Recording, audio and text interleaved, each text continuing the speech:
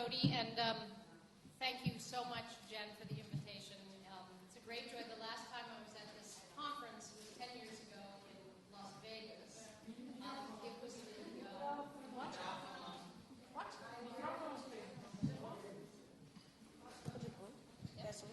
Testing. Okay, great. So I'm very thrilled to have a chance to be near the Pope, just as we were the sort of, Las Vegas, the belly of the beast in many ways. I love the choice of where we keep having these conferences. So my own journey is as an American and a donor activist, and I'm going to ask the interpreters to be sure to wave wildly if I start talking too fast, as I am from New York. And so that is a double difficulty.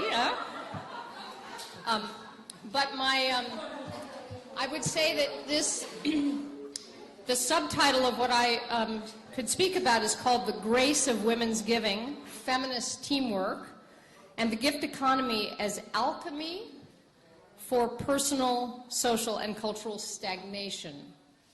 So with respect also to Pat and many who have spoken about personal trauma, I could spend a lot of time talking about the challenges of growing up in a wealthy family without a nurturing mother or present mother at all, and the problems there. But instead I'll tell you some about that, because it's part of the evolution and the gift that I have received. I'm the greatest beneficiary of the gift economy. I say that and all of you nod. You know that you also feel that you are the beneficiaries of the gift economy. And it is in our heart, and that is the grace.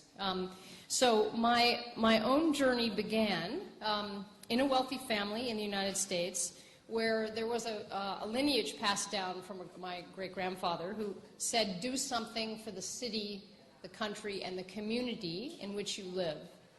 So do something was the instruction, and stay focused on that something. There was never do something for the family in which you live, we noted that, but it was also, get out there in the world. So I'm very honored that I also had the experience of studying with Claude Lévi-Strauss, and I remember reading, and this is the roots, since I think it's very important to also speak about our, for those of you who feel this way, our connection with the divine or the goddess, or some moment where we realized that there was something else at play. So when I was 17, I read for the first time, I think this must have been 18, structural anthropology. I was studying with Claude Lévi-Strauss, and the passage of the woman giving birth and in extraordinary pain and transmitting her pain to the shaman who came to the village, who came to be with her. The idea that I could transmit my pain to someone else or some other force or source was the first moment of spiritual transformation in my life. And yes, I spent the next, because of the great gift of having an inheritance, I did spend a lot of time in therapy, the privilege of being able to go to therapy to transmit that pain. But I stand before you as a person, or I sit before you as a person now who's able to say that the woe is me could have held me down, and instead I'm in the wow is us. Wow is us. What can we do, right? What do we do now? And that evolution and that transmission, that healing really came from being in community with people that were change makers, particularly women that not only wanted to change the world, but that were simultaneously healing themselves through their acts of commitment to the world. And I thought, what a beautiful thing, I want to be part of that. So I did inherit $1 million when I was 21 in 1974. My family had over $40 million. That's a longer story, not necessary here. And the instruction was start a business, start a foundation, or put it back into the community by the time you're 35 years old. So I had 11 years. And I chose to give the money away. I was 21 at the time that I inherited the money. So it was very great to be able to put money back into the community. And so one of my very first gifts, and I send you love from the Women's Building of San Francisco. I had bought a house with some money I made in Celestial Seasonings tea when I was 24.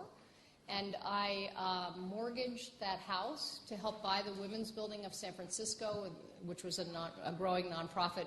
At that time, it had $9,000. It had no assets whatsoever. And the building is now worth well over $8 million. It's a beautiful place if you haven't been to see it. And I worked there for 20 years with many others growing lots and lots of different. It was about 40 minutes from where I lived. I still live in the suburbs.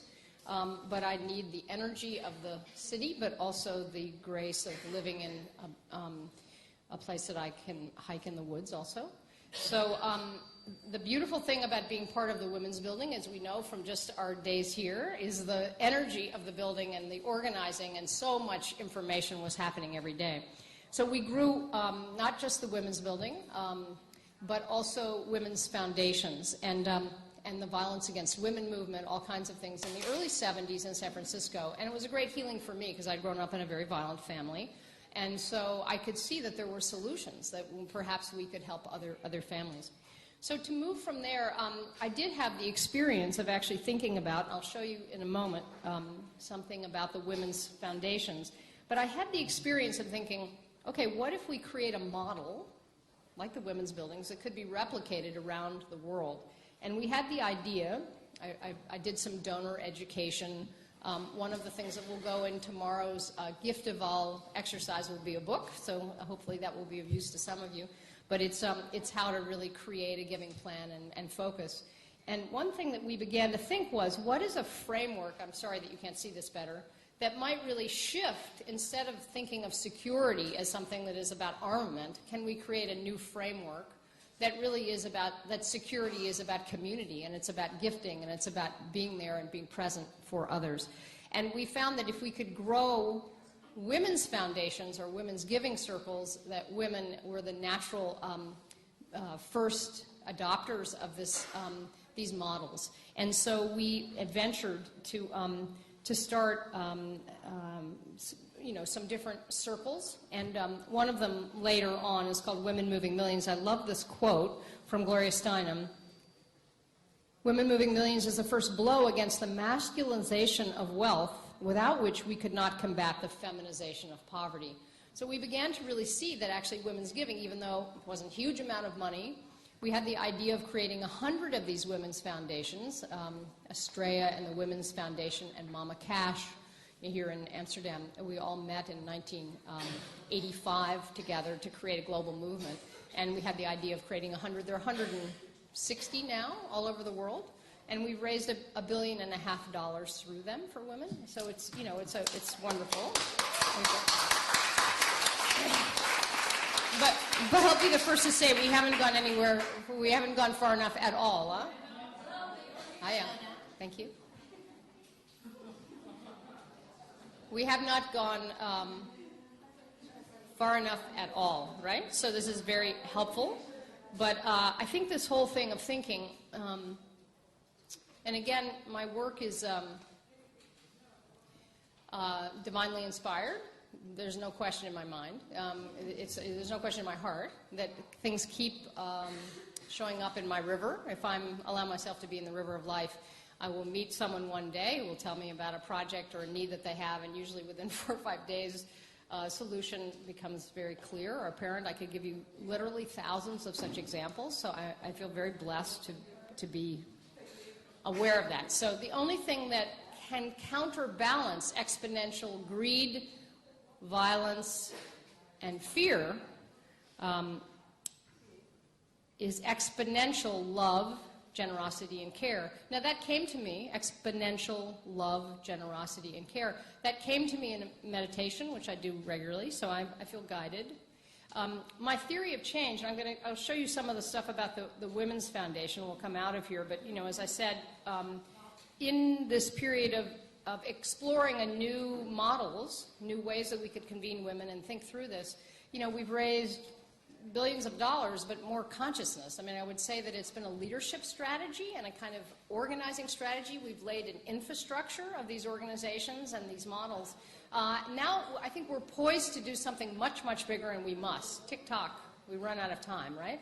So what we know is that this work is a movement that is connected to many other movements, and that it is so important that we figure out tomorrow and as we work, and I'll speak to that a little before I say goodbye to you. So I want to get out of here. Let's see if I can do this. Escape and go to something about the women's funds and just give you a sense that, what have we learned from these years of working with the women's funds? Very briefly, we came up with a kind of logic model, that when a woman has economic security, her family has economic security. You can debate all this, of course.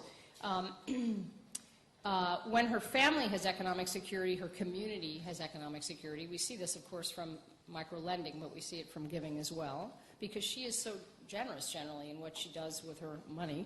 And what she does with her resourcefulness in general. When her community has economic security, her nation has economic security. Of course, not always the case, but it depends on many, many factors. When nations have economic security, the world is secure. Now, that's a very idealistic picture of what we hoped would happen through the women's funds. We're not there yet.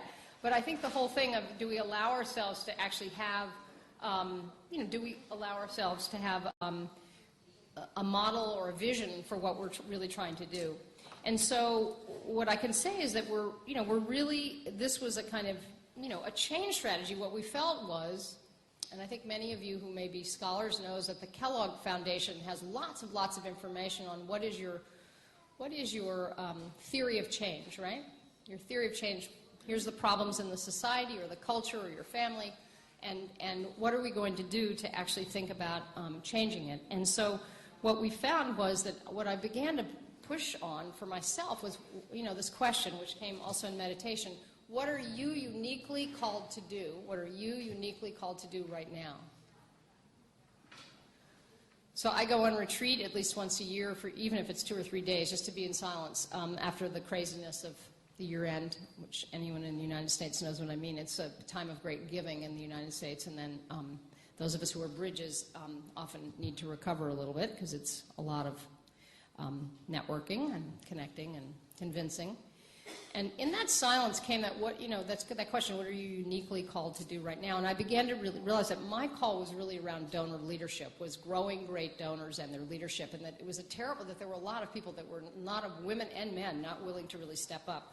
But I also got very excited to think about, okay, who were the people that I had such a very successful my 20s and 30s were actually filled with people, and this is going to be a little out of order, but who had inspired me. From all over the world, I was called to actually begin to work with some women and families with wealth. So I spent a third of my time as a philanthropic advisor with donors and their families, a third with nonprofit leaders, activists, and people from the ground trying to figure out how to get money, and a third as a movement strategist. And I've done that for a long time, started lots of organizations. So let's just take a quick look at some of the women of wealth themselves. Let's see if I can get this thing off of here. How do I get the bar off?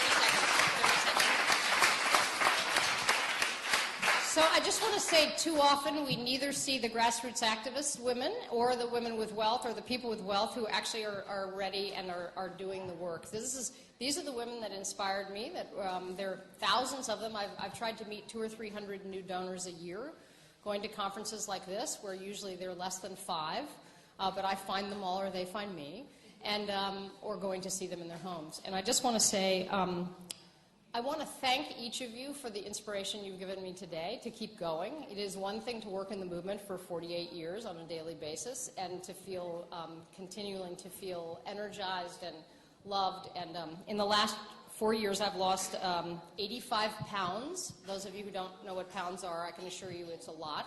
Because I began to feel tick-tock. I'm running out of time. I'm 64, and at the time I was 60, I thought, you know, I need another 20 years at this because we're not done. And I say that with a certain amount of urgency, that the importance of us getting really organized. I hope in the questions you'll ask a strategic question on what needs to be done next, because I think actually we must move from our heels and our toes. I think this is very important for us to be thinking in theory and sharing our practice.